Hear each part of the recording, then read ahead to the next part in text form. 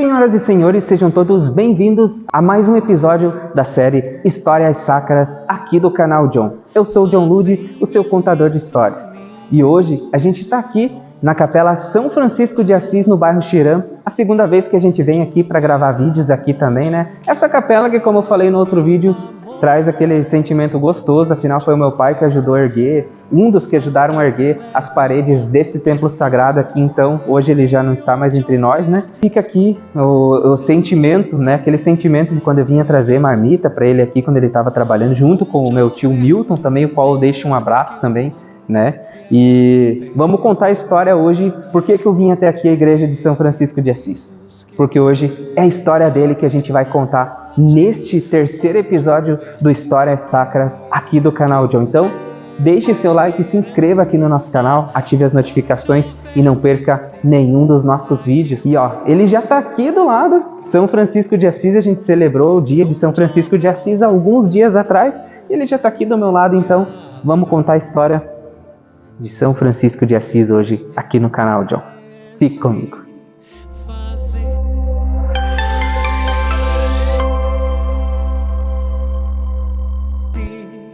Fazer que eu procure mais consolar que ser consolado, compreender que ser compreendido, amar que ser amado, pois é dando que se recebe. São Francisco de Assis nasceu em julho de 1182 na cidade de Assis, na Itália. A vida de Francisco sempre foi marcada por inúmeras reviravoltas. Por pertencer a uma família bastante rica, né, ele cresceu rodeado por vários luxos e vaidades. De família influente, a presença dele era sempre garantida, né, bem requisitada nos eventos que aconteciam na cidade naquela época lá. Bom, como todos os jovens, né, até hoje em dia, Francisco gostava de se vestir com roupas de luxo e desfrutar das riquezas de sua época.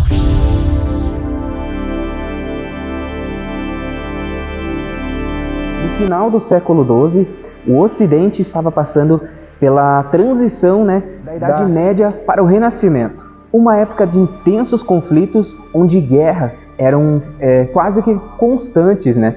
Onde muitos dos jovens iam para as batalhas, na maioria em busca aquele reconhecimento, né? Você é um herói, você isso, você aquilo. Então, a maioria dos jovens procurava os centros de batalhas por conta disso, né? E não foi diferente com o jovem Francisco.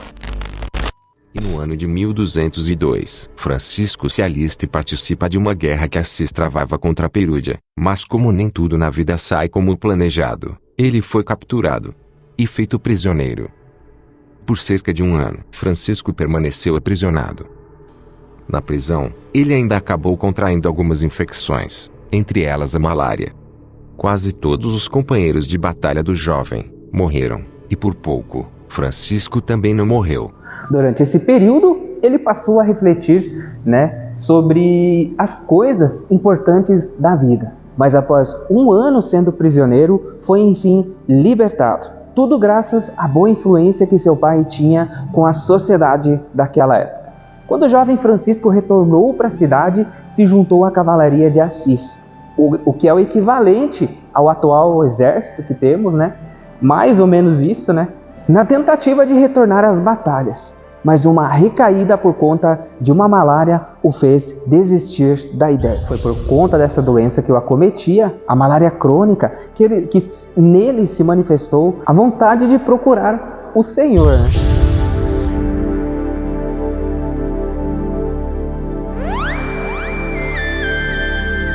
Naquele período, a caridade não era algo assim tão comum. Era uma espécie de se eu tenho, os outros que se dane, né? As pessoas tinham um enorme preconceito a muitos tipos de doenças, principalmente aos leprosos, e Francisco tinha um verdadeiro pavor. Mas tempos depois, enquanto passeava a cavalo, Francisco se encontra com o leproso. Fazia frio, e o homem vestia apenas trapos. De início, Francisco sentiu nojo, arrepios, e e virou o rosto, para nem olhar para aquele homem doente. Mas de repente, ele se deu conta do que fez, e arrependido, desceu do seu cavalo, cobriu o homem com seu próprio manto, e ainda espantado consigo mesmo, olhou nos olhos do homem, e viu a gratidão em seu olhar. Chorando de emoção, Francisco beijou aquele rosto deformado pela moléstia, e seguiu sua viagem. Provavelmente esse foi o motivo crucial da conversão de Francisco. Tempos depois, ele mesmo chegou a dizer: quando eu ainda estava nos vícios e pecados, me parecia muito amargo até mesmo ver os leprosos. Mas o Senhor me conduziu para o meio deles e eu os tratei com misericórdia. E então, o que era doce tornou-se amargo, e o que era amargo tornou-se doce. Aos 25 anos de idade, enquanto visitava a igreja de São Damião, em Assis, ele percebeu que o crucifixo falava com ele, repetindo por 3 vezes a famosa frase: Francisco, repara minha casa, pois veja como está em ruínas. Mais que depressa, Francisco voltou para casa, recolheu vários tecidos da loja da família, e os vendeu no mercado da cidade. Com o dinheiro, ele custeou a reconstrução da igreja. Ao ficar sabendo do ocorrido, o pai de Francisco ficou furioso, e prendeu o filho no porão da casa. Mas dias depois, sua mãe o libertou. Só que mais indignado ainda, o pai de Francisco levou o filho a julgamento. Ele queria ser recompensado pelo que o filho havia roubado de sua loja. E para a surpresa de todos, Francisco tirou até a própria roupa do corpo, acreditem vocês ou não, e colocou aos pés do ganancioso pai. E dali, daquele momento em diante, renunciava toda a sua herança, passando a viver sem nenhuma posse e vestindo apenas uma velha túnica. Ele visitava os doentes, reconstruía igrejas com materiais doados, e se alimentava com o pouco que ganhava das pessoas.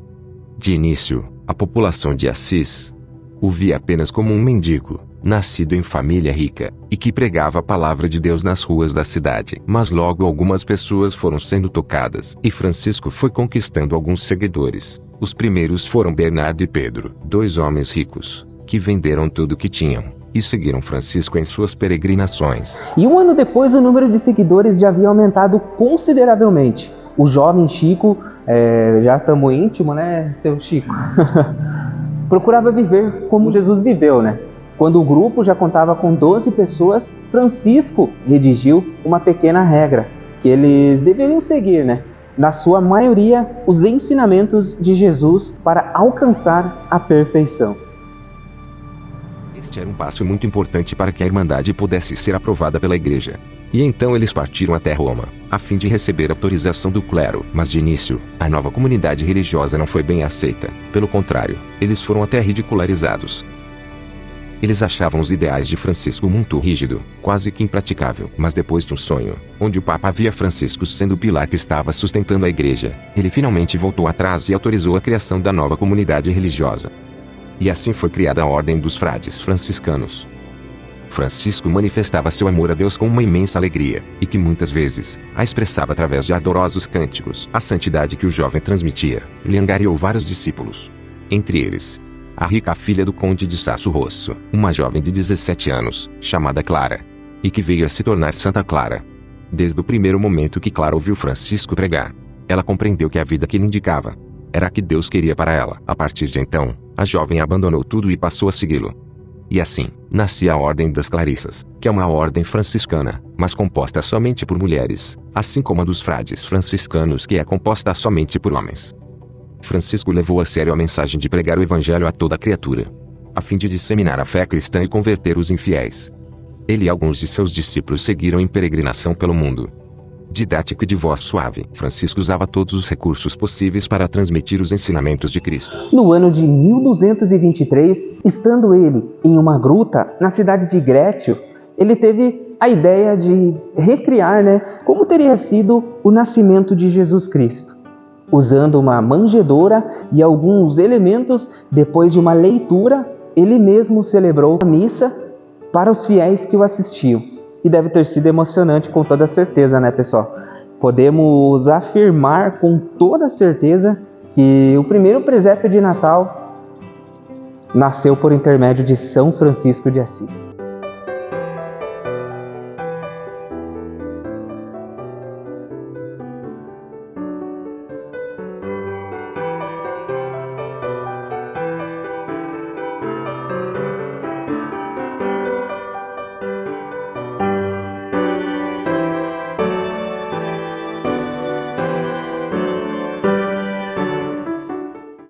dos muitos milagres que realizou. Em sua jornada evangelizadora, Francisco conseguiu converter muitas pessoas. O santo batizou sua ordem com o nome de frades menores, pois sua ideia era que eles deveriam se sentir os últimos, mesmo em comparação às menores criaturas. Isso demandava desistirem do próprio eu, em prol da importância do outro. Foi só através de Francisco de Assis que a caridade dos evangelhos voltou a ser falada e praticada, pois até então, os pobres eram negligenciados. O santo também tinha um amor muito grande para com os animais, né? Por isso que a gente pode ver aqui, no ombro de São Francisco tem um passarinho, né?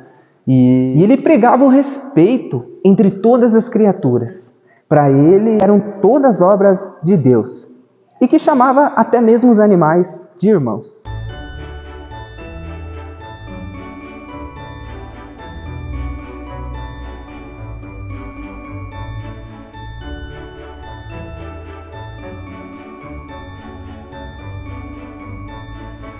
Dois anos antes de partir, tendo Francisco em companhia de alguns de seus frades mais íntimos, ido ao Monte Alverne, a fim de meditar e orar, algo incrível aconteceu. Na forma de um serafim de 6 asas, apareceu-lhe o Senhor crucificado, e quando partiu, deixou impressos no corpo de Francisco os sagrados estigmas, as santas chagas de Cristo.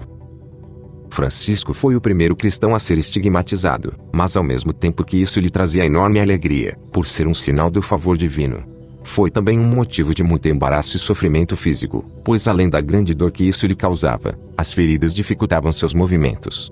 Além de sangrarem com frequência, muitas vezes ele teve de ser carregado por não aguentar andar. Os últimos anos de Francisco foram marcados por muitas enfermidades. Além dos estigmas, ficou quase cego, e suas dores de cabeça eram cada vez mais intensas. Já vivendo sob os cuidados de Clara, ele ainda compôs uma de suas obras, denominada O Cântico das Criaturas.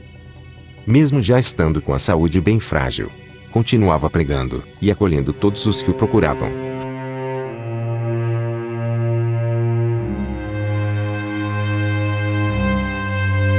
Ele faleceu assistido por seus discípulos em 3 de outubro de 1226, aos 44 anos de idade, em Assis, na Itália. E apenas 2 anos depois de sua morte, foi canonizado santo pelo Papa Gregório IX. E as relíquias do santo se encontram, na Basílica de São Francisco de Assis.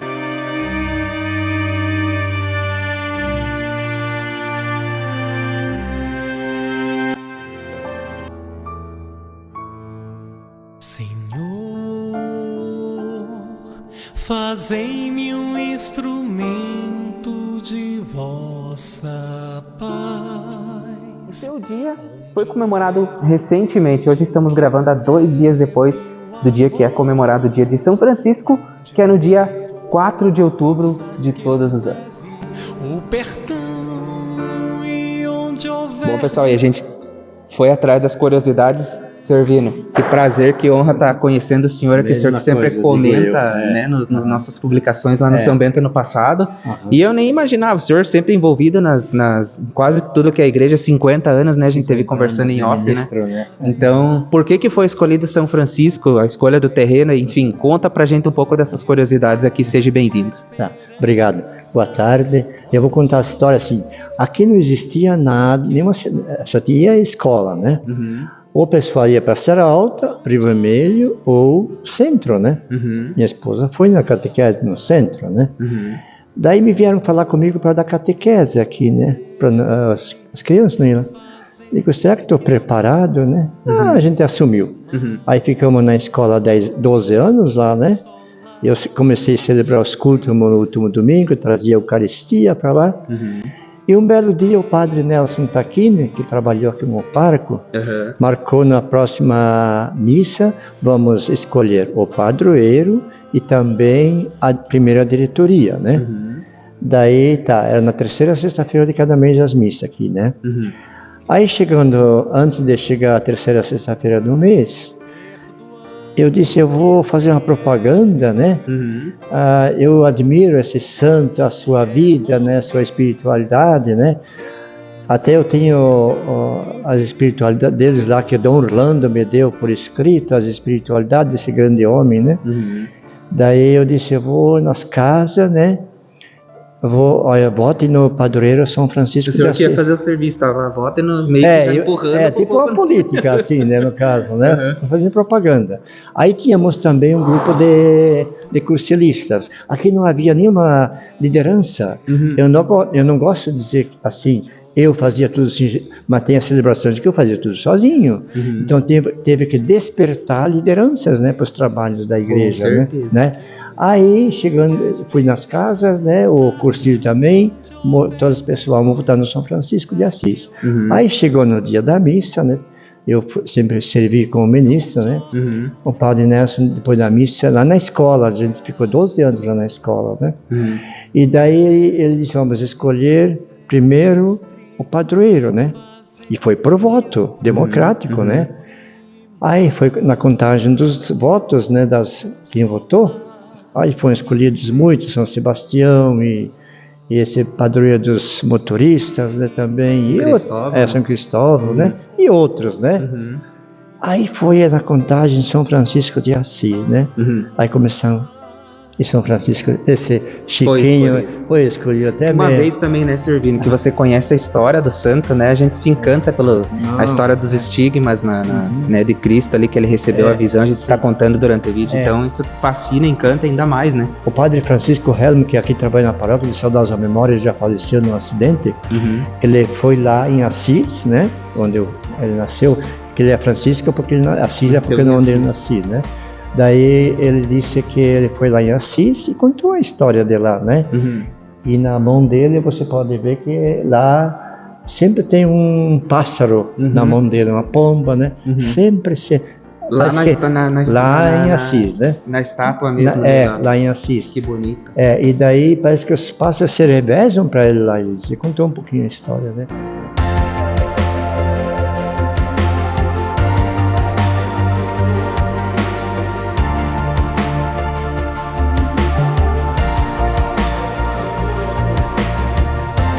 Essa foi então a história de São Francisco de Assis, contado aqui da capela que leva o nome dele, Capela São Francisco de Assis, aqui do bairro Xirã, em São Bento do Sul, os quais eu agradeço pela parceria de sempre.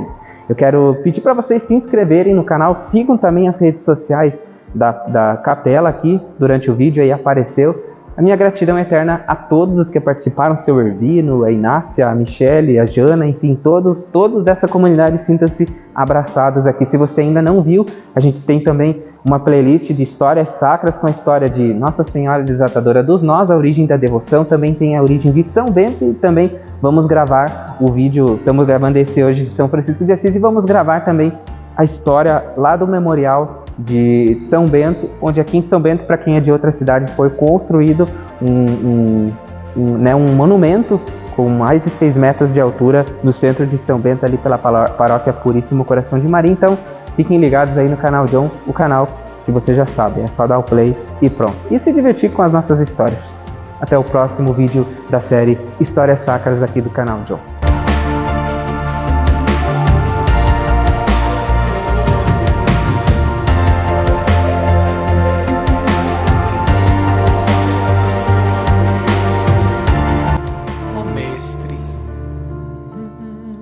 Fazei-me um instrumento de vossa paz.